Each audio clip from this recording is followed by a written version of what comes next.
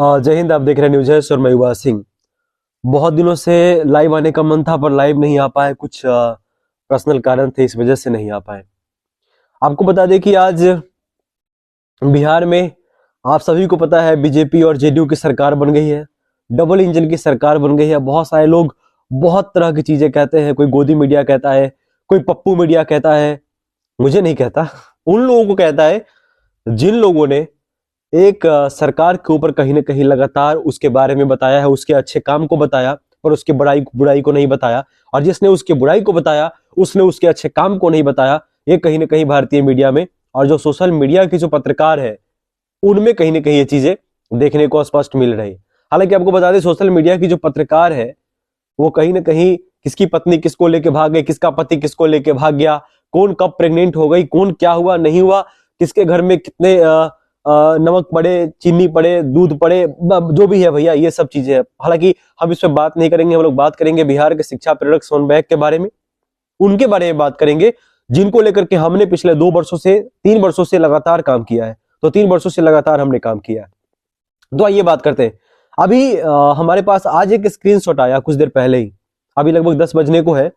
आज आपने देखा कि कैसे कैसे शपथ ग्रहण सारी चीजें हुई। उसके बाद हम भी वही लाइव देख रहे थे कि क्या चल रहा है बिहार में। हालांकि पहले ही बता चुके थे और पहले ही पता था कि ऐसा कुछ होने वाला है, जो समीकरण जो सारी चीजें चल रही थी, हालांकि सभी को पता था। देखिए बिहार के मिट्टी के हर एक कण में और बिहार में रहने वाले तमाम जितने भी लोग हैं कहीं ना कहीं वो राजनीतिक विश्लेषक ही है, एक तरह से कहिए तो सलाहकार ही है, एक तरह से कहिए तो वो इलेक्शन कैंपेन को करने वाले एक बहुत बड़े राजनीति के जानकार ही है। चलिए इन सब बातों को बात नहीं करते, हम लोग बात करते हैं बिहार के शिक्षा प्रेरक सोन बैग के बारे में कि अब आपका क्या, अब बिहार के शिक्षा प्रेरक सोन बैग का क्या होगा, इस बारे में हम लोग बात करते हैं। क्योंकि जरूरी क्या है, जरूरी यह है कि अब न्याय कैसे मिले। अब मान लेते हैं क्या कि हमारे पास जो एक स्क्रीनशॉट आया है, स्क्रीनशॉट आपके साथ साझा करेंगे, उसमें इंद्रभूषण जी को तरह तरह की चीजें कहा जा रहा है। हालांकि मैं आपको बता दूं जिस तरह से इससे पहले जिस दिन बजट, उसके बाद सारा बिहार सरकार के अंदर सारी चीजें खराब हो गई, लेकिन जिस दिन बजट पास होने वाला था उस दिन बहुत ज्यादा उम्मीदें शिक्षा प्रेरक सोन बैग को था, बिहार के 17 से 19 हजार शिक्षा प्रेरकों को सोन बैग को था कि आज हम लोगों को कहीं ना कहीं न्याय मिल जाने का काम होगा, आज हमारा किसी न किसी विभाग में सरकार समायोजन करेगी। लेकिन सारा पलथा वहां से पलट गया और मुख्यमंत्री ने और उप मुख्यमंत्री के बीच में जो भी चीजें हुआ, हालांकि आप सभी को पता है कि आरजेडी की तरफ से कहीं ना कहीं फोर्स किया जा रहा था, दबाव बनाया जा रहा था। ये मैं नहीं कह रहा, पूरा बिहार जानता है कि वो कहीं ना कहीं तेजस्वी यादव को मुख्यमंत्री बनाने का ये चीजें हो। मैं अभी भी कह रहा हूं कि जिसने काम किया उस पर बात होना चाहिए। तेजस्वी यादव ने लगातार युवाओं के लिए काम किया, वो स्पष्ट देखने को मिल रहा है। यूपीएससी के टीचर में इतना बहाली करवाना और सारी चीजें, बहुत सारी चीजें ऐसी है जो कहीं ना कहीं चेंजेज हुई है।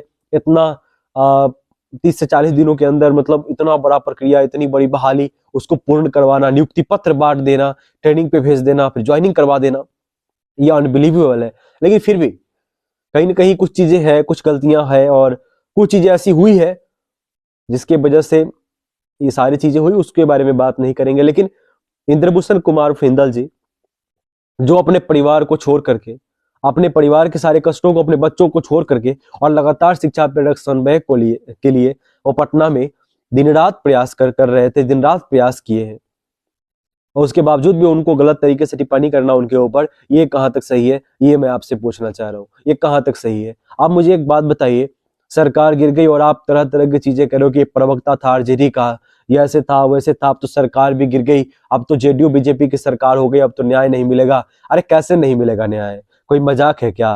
कैसे नहीं मिलेगा न्याय? न्याय छीना जाएगा। मैं आपको बता दूं 17 से 19 हजार शिक्षा प्रेरक सोन बैग बिहार में है, और सबसे बड़ी बात यह है कि आपने तूफान ला दिया, आपने सर आंधी ला दी, और आपने ये साबित कर दिया कि आपके अंदर वो सारी चीजें हैं जो कहीं ना कहीं सरकार को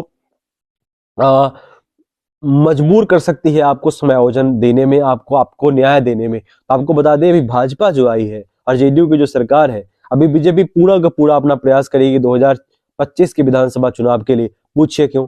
वो इसलिए भी कि 2024 में अभी अप्रैल में आप देखने को मिलेगा आपको लोकसभा, 25 में विधानसभा चुनाव है। विधानसभा चुनाव के लिए जो अभी साल से 1.5 साल समय है, उसमें क्या करेगी बीजेपी? अपना बेहतर काम करने का काम करेगी। तो कभी नहीं चाहेगी कि हमारी छवि खराब हो, इसलिए अभी जो हमारे पास समय है उसको जोरदार तरीके से कहीं ना कहीं रखना है। और कैसे नहीं सुनेगी सरकार, मैं आपको बता दूं कि मेरी बात कुछ दिन पहले सच तक के जो फाउंडर है उनसे भी मेरी बात हुई, सच टॉक के जो फाउंडर है मनीष द्विवेदी जी, और मैं मनीष कश्यप से भी मिलने का प्रयास कर रहा हूँ। बाकी जितने भी पत्रकार हैं सभी के बीच में जाकर के आपकी बात को रखने का प्रयास करूंगा और खुल के कहीं ना कहीं आपके लिए आवाज बढ़ने का काम करूंगा और फील्ड पे उतरने का काम करूंगा और किसी भी तरह से आपको न्याय दिलाना है। और एक बात मैं आपको आश्वस्त कर देना चाहता हूं कि आप किसी भी अन्य चीजों के चक्कर में मत पड़े। आप अपने कर्मों पे विश्वास करें, अपने मेहनत पे विश्वास करें। आईएएस करा के ठंड में भी अगर इंद्रभूषण कुमार जी अगर दिल्ली पटना में जा करके और लगातार कहीं ना कहीं आपकी बात को रखने का काम किया है तो इतना आसान और इतना मजाक नहीं है सर, इस बात को समझिए। और बहुत सारे लोगों का सवाल था कि सरकार गिर गई तो अब क्या करेंगे, अब तो तेजस्वी यादव है नहीं, अब तो क्या नाम है उनका SC/ST जो मंत्री थे रत्नेश सदा जी, अब तो वो रहे नहीं, अब तो कैसे न्याय मिलेगा। तो इन सारे सवालों का जवाब इस वीडियो में आपको दूंगा। अब इस वीडियो को आप देख के जाइएगा और अपने साथियों के साथ शेयर करिएगा। मैं आपको एक बात बता देना चाहता हूँ, शिक्षा प्रेरक समन्वयक कब से है? 2011 से है। कब तक काम किया? 2018 तक काम किया। 2018 के बाद सरकार ने बेरोजगार कर रखा है। कितना साल हो गया? 18 के बाद अभी 24 चल रहा है, 6 साल हो गया। 6 साल के बीच में 31 मार्च को 6 साल हो जाएगा। इस 6 साल के बीच में कितने विधायक, कितने मंत्री, मतलब लगातार ऐसा कौन सांसद, कौन विधायक, कौन मंत्री नहीं है जो शिक्षा प्रेरक समन्वयक के बारे में नहीं जाना होगा और वो ये नहीं कहा होगा कि हम आपको न्याय दिलाने का काम करेंगे। और उसने प्रयास, बहुत सारे लोगों ने प्रयास नहीं किया, लेकिन रत्नेश सदा जी का प्रयास सराहनीय प्रयास था। इस बात को हमें भी मानना चाहिए, आपको भी मानना चाहिए। और जिन लोगों ने दलाल जैसे शब्दों का प्रयोग किया है और जाति सूचक शब्दों का प्रयोग किया है, धर्म से जुड़े शब्दों का प्रयोग किया है, मैं आपको बता देना चाहता हूं सर कि आपको चुल्लू भर पानी में डूब के मर जाना चाहिए, क्योंकि आपने प्रयास नहीं किया बल्कि आपने अपने संगठन, अपने लोगों को तोड़ने का काम किया है। और ये सबसे बड़ा अपराध है आपके संगठन के लिए। आपका जमीर इलाव कैसे करता है, आपका अंतरात्मा इलाव कैसे करता है कि आप उन साथियों के लिए अपनी बात को और उनकी बात को रोकने का काम करते हैं जो साथी कपकपाती ठंड में भी इस कंबल और रजाई से बाहर निकल करके आपके लिए बात रखने का प्रयास करते हैं। उसके बावजूद भी कहीं ना कहीं आप उन्हें ही रोकने का प्रयास करते हैं। ये बहुत दुखद और बहुत चिंतनीय और जटिल है। मैं आपको बता देना चाहता हूं, ये आपको हिम्मत हारने की जरूरत नहीं है। बीजेपी की सरकार हो, जेडीयू की, आरजेडी, जिसकी भी सरकार हो, मैंने आपको पहले भी कहा है कि इस बार बीजेपी की सरकार बनी है ना, जेडीयू की सरकार बनी है ना, इससे पहले भी थी ना, तो आपको पहले भी आपने प्रयास किया है ना, उससे पहले भी प्रयास किया है ना। जेडीयू और आरजेडी की सरकार थी तब ने आप भी प्रयास किया है ना। तो आप आपका काम क्या है? सिर्फ प्रयास करना। बाकी परमात्मा पे यकीन रखना है, राम पे यकीन रखना है, आपके जो भी भगवान है उस पे यकीन रखना है। आप जिस भी धर्म से हैं, अपने धर्म के जो भी आपके भगवान में, हर एक धर्म और हर एक भगवान का, हर एक जो जिनको मानते हैं उनका सम्मान करता हूं। और जो लोग नहीं करते हैं, जो लोग राम को ही काल्पनिक बताते हैं, उन लोगों का दुर्दशा आपको देखने को मिलेगा। और आगे भी मिला है और पीछे भी मिला है और आगे भी मिलेगा। मैं आपको बता देना चाहता हूं, किसी भी धर्म और जाति के लोगों पर कहीं ना कहीं आपको गलत तरीके से टिप्पणी नहीं करना चाहिए, क्योंकि सबका हर एक के पीछे आस्था और अपना विश्वास होता है। क्योंकि विश्वास से ही सब कुछ है और जहां विश्वास नहीं वहां कुछ नहीं है। तो इंद्रभूषण जी को लेकर के जो आपके गलत तरीका टिप्पणी है उसको कम से कम सुधारने का प्रयास करिए। सभी लोग एकजुट है, एकजुट होकर के लड़ने का प्रयास करिए, आगे बढ़िए, सरकार से सीधा सवाल करिए। मैंने पिछले बार भी कहा था कि आपके पास ये मोबाइल है जो मेरे पास है, उठाइए ना मोबाइल, बोलिए ना, इसमें काहे नहीं बोलते हैं, करिए ना सवाल, करिए मुख्यमंत्री से सवाल, करिए सम्राट चौधरी से सवाल, करिए विजय कुमार सिन्हा जी से सवाल करिए। कहिए कि अरे विपक्ष में थे तब तो आप कह रहे थे कि आरजेडी है तभी तो नहीं मिल रही, हम आएंगे तो देंगे, तो मांगिए ना उनसे, कहिए ना उनको, क्यों नहीं कहते? मेरा पर्सनली मानना है, अगर 10,000 शिक्षा प्रेरक समन्वयक प्रतिदिन 10 वीडियो डालते हैं यूट्यूब पे या फेसबुक पे, इंस्टाग्राम पे, जहां भी आपको डालना है, मैं सच बता रहा हूं, 2 महीने बाद क्रांति आ जाएगी। 2 महीने बाद आपकी बात को सुनने के लिए, भैया ये है कौन, इनके साथ समस्या क्या हुई है, इन चीजों को लेकर के आपके पास लोग जाना शुरू कर देंगे। मैं आपको स्पष्ट बता देना चाहता हूं, आप करिए ना सवाल, क्यों नहीं कर सकते? आप निकालिए मोबाइल, बनाइए वीडियो, बताइए अपने बारे में क्या आज आपका परिस्थिति क्या, जाइए अपने लोक शिक्षा केंद्र पे, दिखाइए वहां का रूम, दिखाइए वहां का गोदरेज, फ्रिज, जो भी आपको मिला है, फ्रिज तो नहीं मिला होगा, गोदरेज ही मिला था, दिखाइए वहां का टेबल, दिखाइए वहां का रजिस्टर, दिखाइए अपना चेकबुक, दिखाइए अपना आपको जो मानदेय मिला है वो दिखाइए ना सब कुछ सर।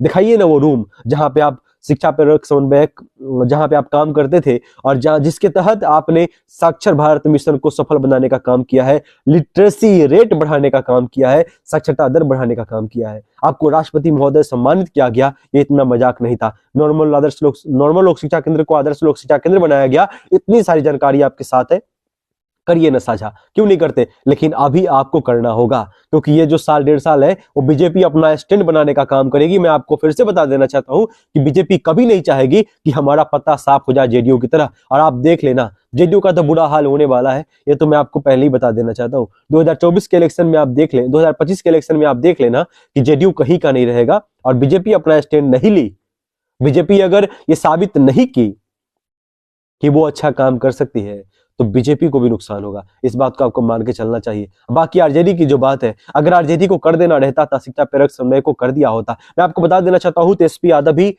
और उनकी माता जी भी 2014 में बोली थी, यदि हमारी सरकार बनी तो हम पक्का शिक्षा प्रेरक समन्वय को न्याय देने का काम करेंगे। आज भी पेपर कटिंग हमारे पास है, आपके पास भी होगा। लेकिन ना उनके माताजी ने किया, ना उनके पिताजी ने किया। पिताजी तो खैर बहुत पहले की बात है, ना उनके माताजी ने किया और ना ही तेजस्वी यादव किए। तो क्या उम्मीद है, किससे उम्मीद लगाएं? बाकी आप अगर इंद्रभूषण जी यादव को लेकर के लगातार कहीं ना कहीं गलत तरीके से टीपा टिप्पणी करते हैं या आप अपने संगठन के लोगों के साथ करते हैं, मैं उनके सपोर्ट में नहीं बोल रहा। मैं सिर्फ इतना कहना चाहता हूं कि आपके लिए जो प्रयास किया है, कम से कम उसके लिए आपका एक कदम होना चाहिए और एक अच्छा शब्द होना चाहिए।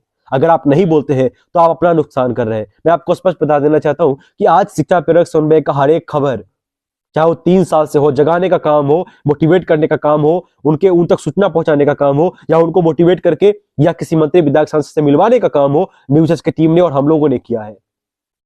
क्रेडिट नहीं ले रहा मैं, और क्रेडिट चाहिए भी नहीं सर। बस इतना चाहता हूं कि मैं भी उसी परिवार से, और बस इतना चाहता हूं कि आपको न्याय मिल जाए और आप इंद्रभूषण जी या जो भी आपके संगठन के लोग काम कर रहे हैं, जो लगातार आपके लिए प्रयासरत है, चाहे वो मुकेश कुमार सिन्हा हो या फिर हरिकिशोर एवं तमाम जो भी और 3-4 लोग 5 लोग जो भी लोग सक्रिय हैं, उनके लिए आपके मन में कहीं ना कहीं प्यार और सद्भावना होना चाहिए, सपोर्ट होना चाहिए। अगर आप हाथ पकड़ के नहीं खींच सकते तो टांग पकड़ के खींचने का काम ना करें। क्या मतलब है उससे?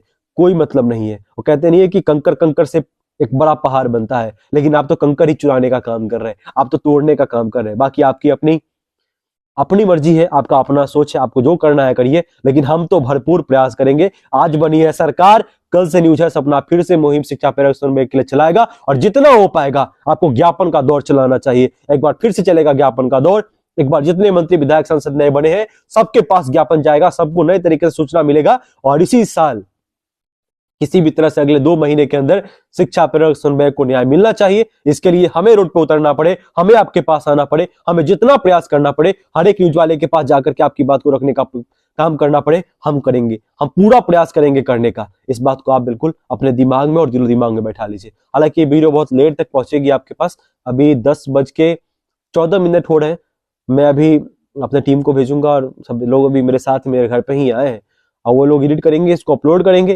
इसको अपने साथियों के साथ शेयर करिए और एक मुहिम चलाइए और कल से ही लग जाइए। जो भी मंत्री विधायक सांसद, जो भी मंत्री विधायक बने, जो भी मंत्री बने हैं बिहार में, कोई फर्क नहीं पड़ता कि कौन मंत्री बने, हमारा काम होना चाहिए, बिहार का विकास होना चाहिए, ये जरूरी है। सत्ता किसको मिली, कुर्सी किसको मिली, कौन बोल रहा है पप्पू मीडिया, कौन बोल रहा है गोदी मीडिया, हमें घंटा फर्क नहीं पड़ता, क्योंकि हम उसके लिए भी बात करते हैं। अगर तेजस्वी यादव ने अच्छा काम करने का काम किया है, अगर बिहार में इतना शिक्षा व्यवस्था को बेहतर करने का काम किया है, तो हम उस पर भी उनकी भी तारीफ करेंगे, उनकी भी बात करेंगे। यदि मोदी जी आज अच्छा काम करने का काम कर रहे हैं, इतने सालों से कहीं ना कहीं राम जन्मभूमि को लेकर के सारी चीजें नहीं हुई थी, अगर लाने का काम किया है तो मोदी जी की भी बात करेंगे। हम बात उनकी भी करेंगे जिन्होंने अच्छा काम किया, और उन्होंने बुरा काम किया तो उसकी भी बात करेंगे। और ये गोदी मीडिया और जो भी पप्पू मीडिया है, उससे आपको सावधान रहना चाहिए। आज कोई गिना रहा था नाम, जो पप्पू मीडिया 5-6-7 जो भी पत्रकार उनका नाम गिना रहा था, जिसमें आपको बता दे क्या नाम है उनका, एक अभिसार शर्मा और ये अजीत अंजुम और प्रज्ञा मिश्रा, प्रज्ञा का पन्ना, और एक कोई बड़े पत्रकार हैं जो एनडीटीवी के थे, रवीश कुमार जी, और भी बहुत सारे लोग हैं, 5-6-7 लोग हैं। इनको पप्पू मीडिया लोग कह के गिना रहा था, और हो भी सकते हैं, हमें तो पता नहीं। और गोदी मीडिया, बाकी जो जितने टीवी चैनल वाले हैं और बाकी सब जो गोदी मीडिया लोग कहते हैं, अब इसका साक्ष्य क्या है वो आपको खुद पता है, इस पे हम बात नहीं करेंगे। लेकिन आप अपने कहीं ना कहीं जो संगठन के लोग हैं उसको तारो तार करने का काम ना करें, उनको हाथ पकड़ के खींचने का काम करें, पैर पकड़ के खींचने का काम ना करें। क्योंकि सर ये आपके पास आखिरी मौका है और आपके पास एक ही मौका है। आप क्षत्रिय की तरह आपको लड़ना पड़ेगा और लड़के अपना हक छीनना पड़ेगा। उसके अलावा आपके पास कोई मौका नहीं। अगर हमारे, मैं आपको बता देना चाहता हूँ, हर बार कहूँ, अभी भी कह रहा हूँ, अगर हमें वीडियो बना करके कमाना होता ना, हालांकि वो हमारी टीम पूरा प्रयास कर रही है, हम लोग अपने चैनल को ग्रो करने के लिए कुछ ना कुछ बेहतर करने का काम करेंगे ताकि आपकी आवाज को भी हम बहुत बुलंदी से रख सके। लेकिन आपको एक बात स्पष्ट कर देना चाहते हैं, अगर यही करना होता तो पिछले 3 साल में 5 लोग हमारी टीम के साथ काम कर रही थी, हम लोग में मिलियन क्रॉस कर चुके होते सब्सक्राइबर के मामले में, और लाखों नहीं करोड़ों कमा रहे होते। लेकिन कोई मतलब ही नहीं है सर।